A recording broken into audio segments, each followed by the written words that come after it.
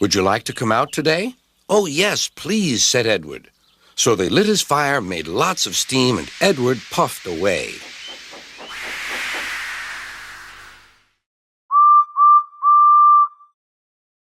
Bear in Merioneth, an audio short by EdwardsDayOut.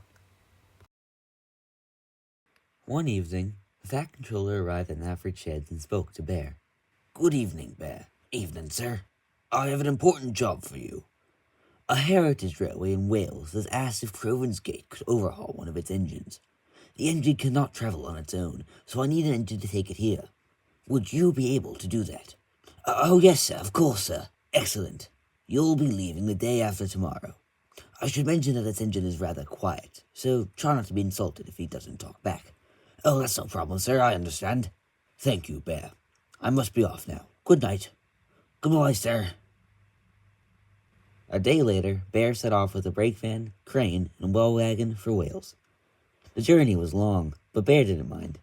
He liked to watch the scenery go by as he trundled along. It was evening when he finally stopped at a station.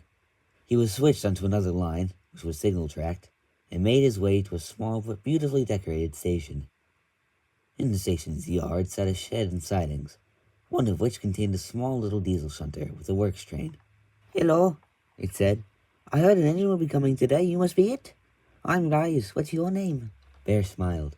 "I'm Bear. Nice to meet you. I'm here to take an engine to our works." "Oh, yes. He's in the shed, all ready to leave, though I suggest you stay the night, given it's getting late. I've got to go conduct some urgency repairs at the crossing. See you later." The little diesel scampered off. Bear chuckled. He remembered when he was young and chatty. He shunted his train into a siding and rolled into the shed. Inside was a small green tank engine with 4 wheels and 2 side tanks. It had a short cab with a bunker at the back. It was lined in gold, and on the sides of his tanks was M&L RT Co. Ltd. Bear smiled. "Hello, I'm Bear. I'll be taking you to the works on my railway. You don't mind if I stay in here for the night, do you?" The engine didn't say anything, but it gave Bear a smile. Bear took that as a sign he was welcome. "What's your name?" The engine motioned his eyes to his nameplate. "Ivor. That's a nice name." Ivor smiled again. "You've got a very nice line," said Bear. "How long have you been on it?" Suddenly, Ivor blew short blasts of air through his whistle. "Oh, I'm sorry. I didn't mean any offense." "You haven't offended him. That's just how he talks." A large red tank engine pulled into the shed. "Oh, where are my manners? I'm Ellis. You must be here to take Ivor to get overhauled?" "Yes, that's me. I'm Bear. Nice to meet you, Bear. Ivor talks through his whistle, you see. There's a special code. Give us a yes, will you, Ivor?" Ivor gave 2 peeps of his whistle. "That's yes." Ivor gave a long, low peep. "That's no." "Oh, I see," said Bear. "So have you been on the railway for a long time?" Ivor gave 2 peeps. "All right. Are you looking forward to your overhaul?" Ivor whistled again. "That's good. I hope you won't mind being lifted by crane." Bear chuckled. Ivor smirked.